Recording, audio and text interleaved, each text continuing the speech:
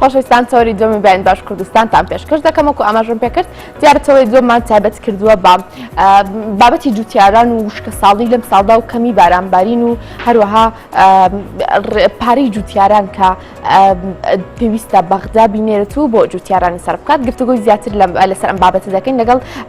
کاک فارس حوسێن جوتیار لە هەولێرەوە ڕاستەخۆ لەگەڵمان دەبم. کاک فارس سڵاوت لێبێ و بەیانیز باش. دەمەوێت دەستپێک بۆ پرسیارە دەست پێ بکەم کە کاریگەری کەمی بارانبارین لە سەرکەرتی کشتوکاڵی لەم ساڵدا چی بوو؟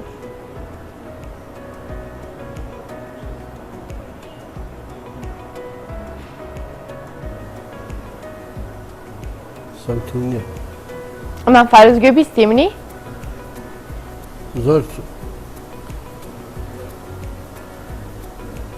زۆر سپاس. دەمەوێت بەناوی خوای گەورە و مهرەبان ڕەمەزان پیرۆزبایی لە هەموو مسلمانان دەکەین و مانگی ڕەمەزان. دیارە ئەم ساڵ وچکە ساریەکی بێغایەت دەرەجە هەیە لە هەموو لایەکیەوە هەم لە گەرمیان و لە دەشتی هەولێر و لە هەموو لایەکی زەرەر و زیانێکی زۆر بە جوتیاران کەیشتیە. من وەکو سەرۆکی ڕێکخراوی جوتیارانی سەردەم زۆر نیگەرانم لەبەر ئەوەی جوتیارانی کوردستان زەرەرمەندێکی زۆر گەورەنە لەبەر گەورەیان ئێستا لەسەر شانێ لەبەر ئەوەی ئەم تۆیان کردووە بە قەرد و بەولا پێچیانە بەڵام بەداخەوە ئێستا هیچیان نایەتە دەست ئەمەش کارەسا ناکرێ برێم کارە بەران ئەوە لە لای خوای گەورە هاتووە دەبی ئەمە زۆر شکر بین. من دەبی حکوومەتی هەرێمی کوردستان ئەمە بە ئەستۆی خۆی بگری بتوانی ئەم باشەمانپارێت جارە باسی کاریگەرەکانی کەمی بارانباری بکەین لەم ساڵدا دواتر بێگومان دێنە سەر ڕۆڵی لایەنە جیاوازەکان لە شارەسەرکردنی ئەم کێشەدا. کاریگەریەکانی کەمی بارانبارین بە تایبەتی لەم ساڵدا کاریگەری لەسەر چی بەرهەمێکە بوو لە لای جوتیاران تا چنێک جوتیاران زیانیان پێگەشتووە؟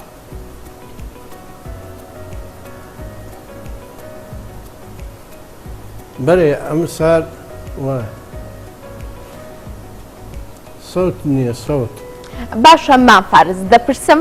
ئەم ساڵ دیارە ئەم سار ڕێژەی بارانبارین زۆر کەم بوو. بەردەوام بە مامپارز.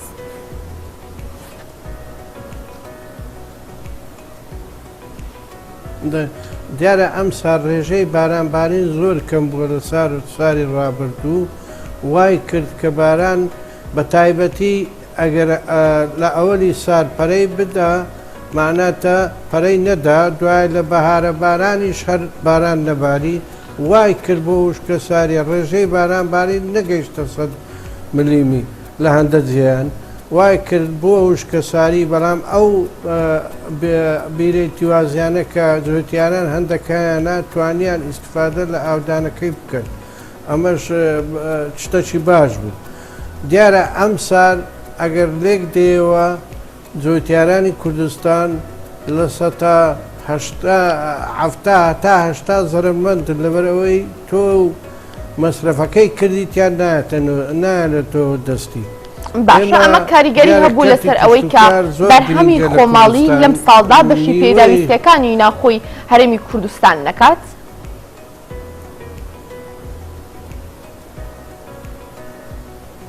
بەڵێ ئەم سار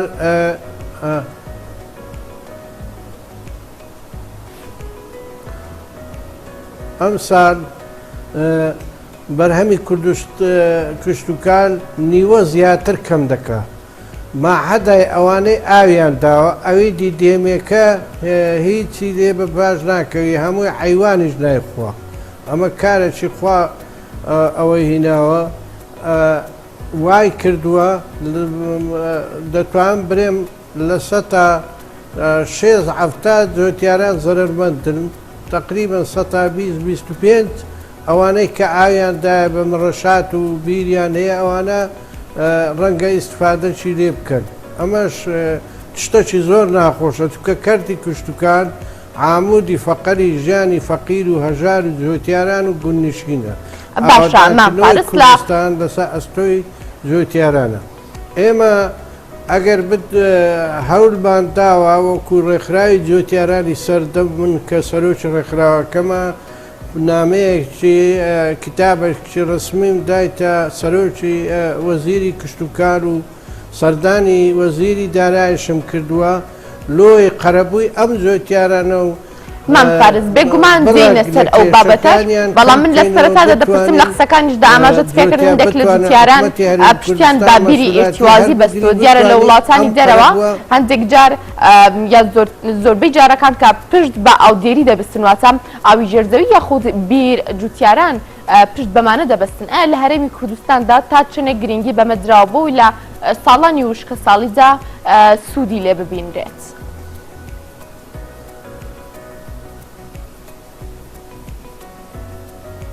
بەێ من وا پێ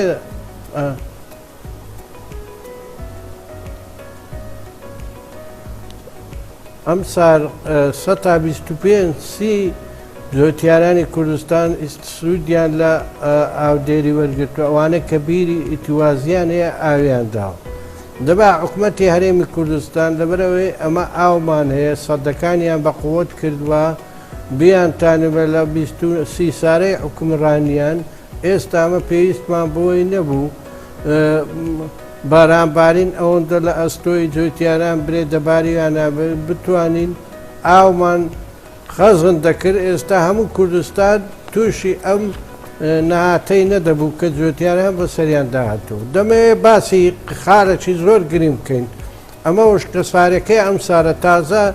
ئللا حکوومەتی هەرێمی کوردستان دەتوانێت تعویزی بکاتەوە دەتوانێت قەرەبووی بکاتەوە کە جوتیاران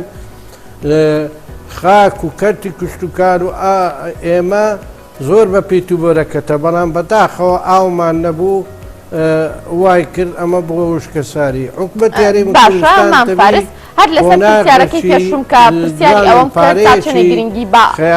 ئاودێری دراوە لە هەرێمی کوردستان هەر لەسەرەوە دەپرسم ئایا تا چنێک زانستی کشتوکاڵ لە کوردستاندا بەیاخی پێدەدرێت و جوتیاران بۆ پێگەشتنی بەرهەمەکانیان یاخود بۆ کشتوکاڵی پشتی پێدەبەستن.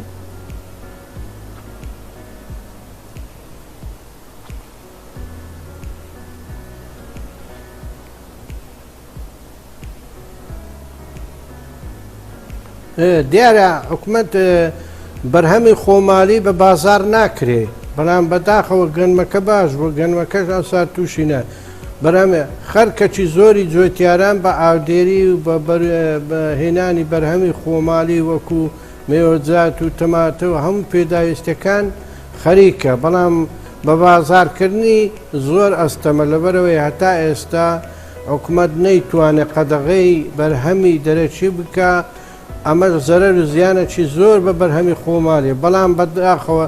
حکومە 130 لە جوتیاران هەت بگرە تا 140 خەریکی کەرتی کوشتوکار و ئاودێرینە ئەمەش شتێکی زۆر پیرۆزە بەڵام بەداخەوەمە کێشەمان ئەوەیە نەمانتوانیە حکوومەت نەیتوانیە بازاری دەرەچی بگری لۆی بەرهەمی خۆمالی بە بازار بکرێت باشەمان بەهۆی وشکە ساڵی ئەم ساڵەوە ناتوانێت لە بەرهەمە کشتوکاڵەکانی ئەم ساڵ ناتوانێت پێداویستەکانی ئێمە پڕ بکاتەوە لەم کاتەدا ئەگەر خواردنی یاخود سەوزە و بەرهەمە کشتوکاڵەکان لە دەرەوە هاوردە نەکرێت چۆن پێداویستەکانی هاوڵاتیانی هەرێمی کوردستان پڕ ببێتەوە.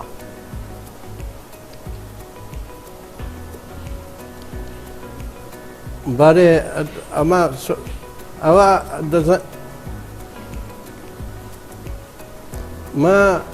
ئێمە ئێستا کەشتینە فەسلی داچاندنی بەرهەمی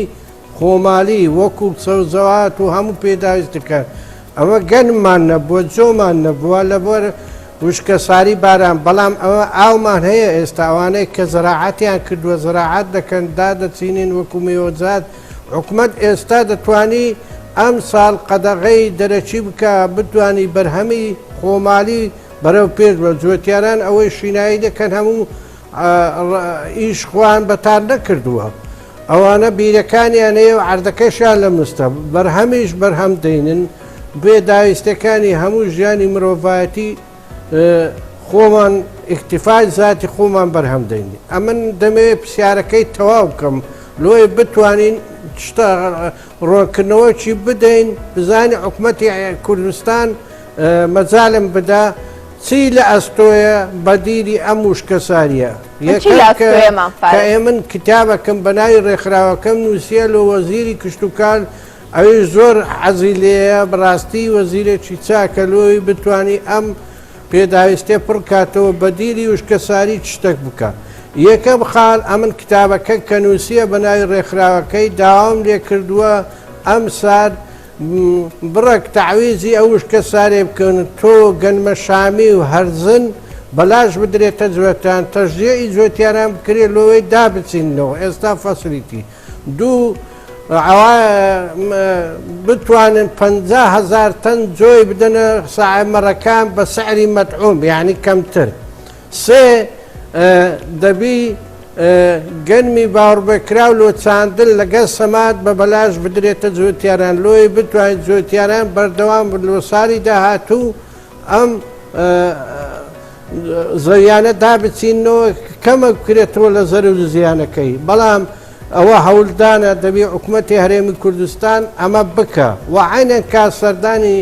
کاگاوات شەردەنام کردێ وەزیری دارایی لۆی بودجەیەکی خەیالی تەخسیس بکە بتانی ئەم زەرەر و زیانە لۆی مەجالەکی نەبی وە جوێتیارانی ئەوانەی کە زراعەت دەکەن ئێستا بەردەوامن لەسەر ئیشەکانی خۆیان بەرهەم دەینن وەکو ژووری پلاستیک بۆ ئەوەی داواکارەکانی تۆ بەدی بهێنرێن و پشتیان پێ ببەسترێت.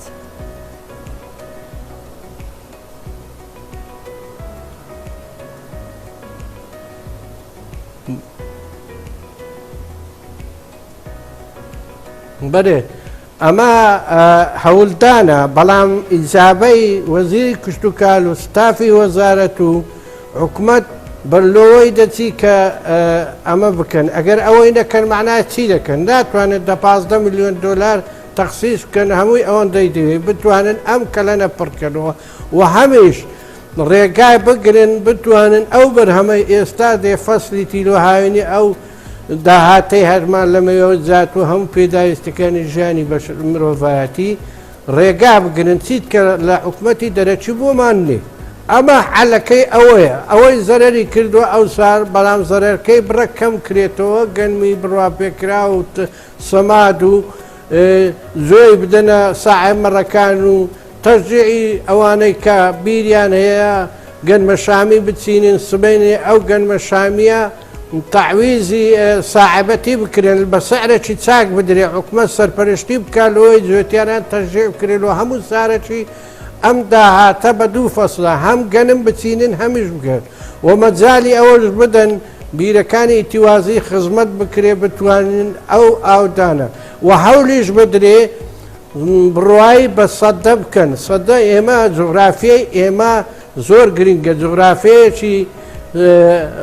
گرنگمانەیە لەبەرەوەی ئەمە دەتوانین بە هەزارەها سەدە دروست بکەین هەر جۆتیاران تێبگەینن دەتوانن ئەگەر قەدەغیان نەکەن سەدە و ئاودێری لە دوورە چیاەکان و لەو زیانە دروست بکەن لەوەی خەرک کەرچی لێوەرگری ئەمە زۆر داواکاری پێشکەشی جیاوازەکان دەتوانین هاوکار بن لەم بابەتدا هەروە هاوردەکردنی بەرهەمە دەرەکیەکان کرد. بۆچی حکوومەت دوای ئەو هەموو ساڵە لە حکومڕانی پێویستی بەوەی ئێستا تۆ داواکاریەکیان پێشکەش بکەی بۆچی تا ئێستا خۆیان بیریان لەوە نەکردو یاخود پرۆژەیەکیان نەخستوتە بواری جێبەجێکردنەوە کە پێویست نەکات جوتیاران بگەونە بارودۆخێکی وەکو ئەوەی کە ئەمڕۆ تێیدان.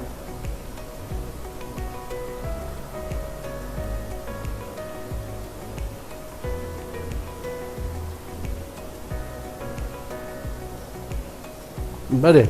ئەمە حکوومەت کەم تەرخەم بۆ سی سارە حکومڕانی خۆی نەیتوانە ئاسایش خۆراک لە بۆ ئەو لە تێیدابین بکە ئەو فکری لەسەر ئەوەی بۆ بەز مەشاریعی بکە ئاوادانکردنەوەی کوردستان لە چ دەست پێ دەکات لە ئاوادانکردنەوەی دەشت و گوننشین و ئاوادانکردنەوەی کوردستان خۆ لە جوانکردنی شارەکان نابێ خواردن و ژیانی تو لەسەر جۆتیارە لەبەر ئەوەی ئەتۆ هەموو ژیان و بەشەر خواردن و پێویستە حکومت بەس لەسەر نەفت و نەفتەکەش ئەمە بە قۆناغ گەیشت لەبوو من نییە ئەگەر لێک دەینەوە لۆ دوو بنەماران ئیش دەکا ئەوی دی هەموو لەو گۆڕێمایتەوە ئەوە حەقەتە باشە پێت وایە جێبەجێکردنی ئەم داواکاریانی گرنگیدان بەم یاخود کەرتی کشتتوکاڵی دەبێتە هاوکارێک بۆ ئەوەی ڕۆژێک بێت حکومت بتوانێت سوود لە کەرتی کشتتوکاڵش ببێنێت وەکو سەرچاوەیەکی داهات پشتی پێ ببەستێت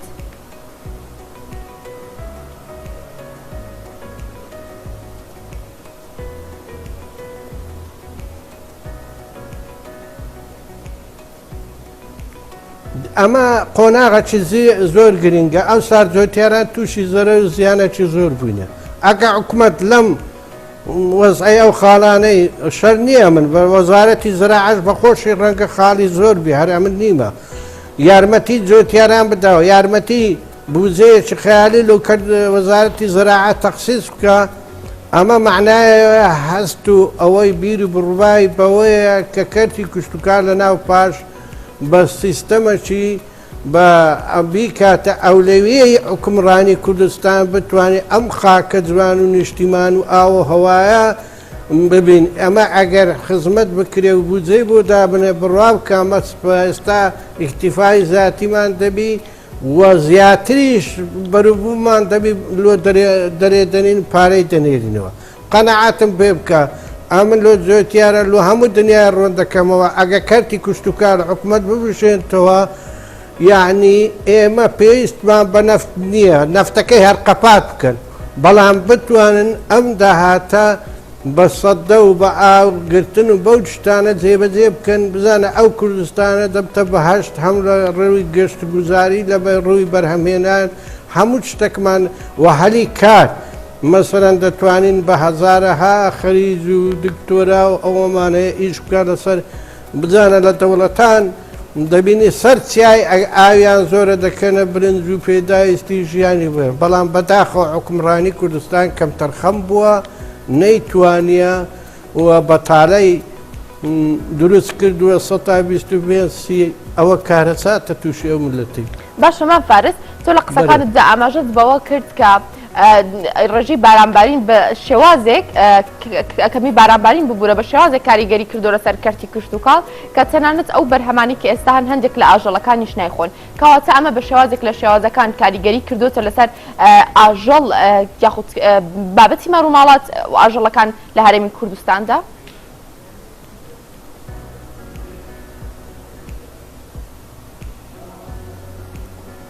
بەێ بەێ خۆی ئاژەل بەخێوکردن مەسەرەن تو کە دورنەی دەکەی پەرێزی هەیە چشتی هەیە مەسەرەن حیوانات و ئەو ئاژەلە دەستە نایە ماوە پێدە ئەو سەر ئەو دەغرا هەر نەبووە هەمووی ڕق بووە بوویتە بەیار زۆر کەس دایچانتەوە ئاژەلدا ئاژەوەی ئاژەلی هەیە تووشی زەرەر بووە حکومەت دەبی تەعویزی بکاتەوە لۆی بتوانانی ئاژەلەکان تەرجیع بکرێت دەبی جۆی بینی جۆیەکەش مەجال بدا بە سعری مەدعوم حکومەت دەبی زەرەری لێ بکە لۆی بتوانین بەردەوام بین و بەردەوام ئاژەلداری بەرەو پێش بچی ئەمە حەلەکەی باشە تۆ وتە حکومەت زەرەر بکاتواتە بە بڕێک بیفرۆشێتەوە بە جوتیاران یاخود ئەو کەسانی کە کاری مەڕووماڵات دەکەن بە ڕێژەیەک پێیان بفرۆشێت کە حکومەت خۆی زیان بکات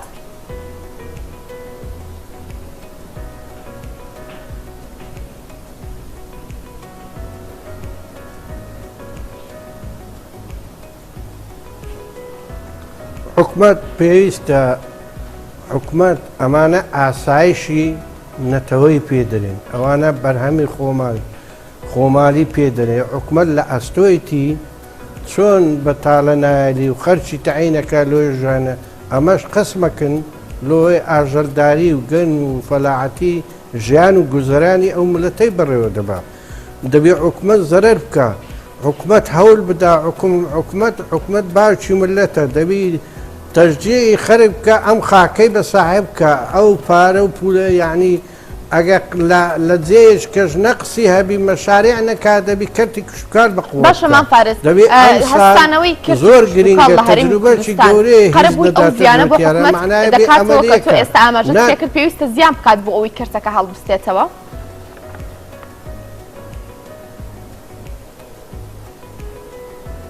بەێ کەمێک تا سی چل زەرەر و زیانەکانیان کەم دەکاتەوە لۆی بتوانن تەژێیان بکەن بتوانن ئەو خاکە بە ساحێب بکەن یعنی ئەمە دەبی هەوڵ بدەین حکومەت لە ئەستۆیەتی مادام خۆی بە ساحێبی نەفت و دەرێ نەفت دەفرێنەوە هیچی لۆ ملەتەی نییە دەبی هەوڵ بدا ئەم خاکەش ئەگەر واز لە کەرتی کوشتتوکار بینی هەر زۆر خەتەرە ئەو خەرکە هەموو بێ ئیشەبی بێ نایکە بەڵام دەبی حینیان کات ئێستا فەسلەکی گەورەیە لۆدا چاندنی بەرهەمی خۆمالی وەکو مێوەجاتەوەی ئەمە بازاری دەرەچی قەدەغە بکە بتوانی پەتاتە و تەماتە و هەموو پێداویستەکان جێبەجێ بکە بتوانانی ئەم خاکە پیرۆزە بە ساحیبی بگە. باشە ئەمان پارێز بابەتی پارەی گەنمی جوتیاران دەمەوێت بزانم بەکوێ گەشت ڕێژەی چەندێک پارەی جوتیاران لە لای حکوومەتی ناوەند ماوەتەوە دەمەوێت زانیاریمان پێدێ لەسەر ئەم بابەتە.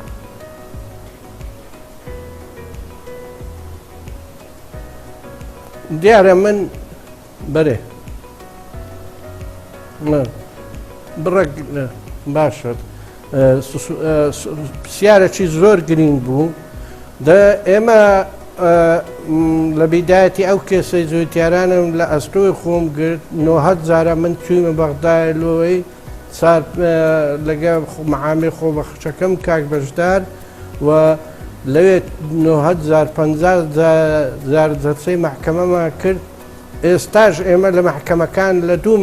دادگا بەردەوامین هەم دادگای هەولێری ئێستا بەردەوام ویشتکالاشمان لەسەر حکوومەتی هەرێمی کوردستان تۆمار کرد بەڵام تەواو بوو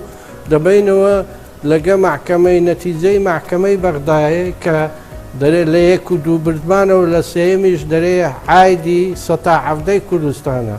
لێرەش حکوومەتی هەرێمی کوردستان دەیسەلمێنی کە عایدی حکوومەتی هەرێمی حکوومەتی فدرالی عێراقە لە ئێمە دەبێنە دادگای فدرالی عێراقی بڕیارەچیە هەم لەسەر دەدا ئەجا پارەکە هەر دەبێ حکوومەتی عێراقی بە جارە ئێمە خۆشبەختانە ئەو لە نەتیجەی ئەو چوونانەمان چەند جار چوینە خزمەتی کاک بەرهەم ساڵە سەرۆکی کۆماری عێراقی ئەوی زۆر هەولەچیدا لەگەر هەندێک فراکسیۆنی هاوپەیمانی توانیمان گازکردن گوتیمان فارس بە ئەم جارە ئەمە ئەو پارەی وەرگرین کازمی و وەزیری توجارەشی ئیقناع کرد لەسەر دەستی من و گوتمان با ئەو جارە ئەو مەبلەغەی وەرگرین مەبلەغەکەی دیش لۆ محکەمەکان بەرزی بێ بەڵام لە محکەمەکان ئەمە سەرکەوتوینە و ئەمەلی شمەیە قەرەبووی ئەو پارەی بکەویتە سەر چەند ساڵە نەیاندا ئەمە هەنگاوەکانە قسمەکمان هینە مەبلەغەکی باش بوو جوتیاران ئێستا وەری دەکردن بەڵام بەداخەوە ئەو پارەی هاتیە وەزیری وەزارەت توجارەی کوردستان زۆر کەمتەر خەمە لە تەوزیعکردنی زۆر بە ساردیە لێ ڕاپیان دەرێم دەبی هەنگاوی باشتر ئێمە بە چ دەردەسەرێک توانیمان ئەو پارێت لێرە ئەمە ڕۆکردنەوەی دەمێت دنیا و جوتیاران هەموو کەم خۆن هەروەژەیە کە پارەی جوتیارانە و لای حکوومەت ماوەتەوە ڕێژەکەی چەندە؟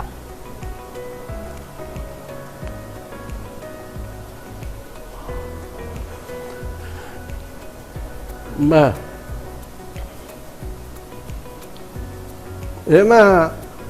ئەوەی هینایتمان 268 ملیار دیناری عێراقیە ئەوەی مایتەوە خۆی 570 قسوور ملیارە بڕۆکەک زیاتر مایتەوە بەڵام ئەمە قەتعی نەکرایە برێ بە سعری توجاری هەر دەرێ مایتەوە ئێمە ئێستا مژێنی دەدەمە جوێتیارانە خۆ دەمەی خارە مەجالم تە خارەی زۆر گرنگ باس بکەم بەس هەستم لێ ڕاگرە ئێمە تازە بردمانەوە لە دادگا ئەوی دیشیان لۆدی لەبەر چ نیوەی پێشترێ بە مەتعوم وەرگیرایە ئەو جارە شەر بە مەتعوم ئەو پارە هاتووە تازە محکەمە و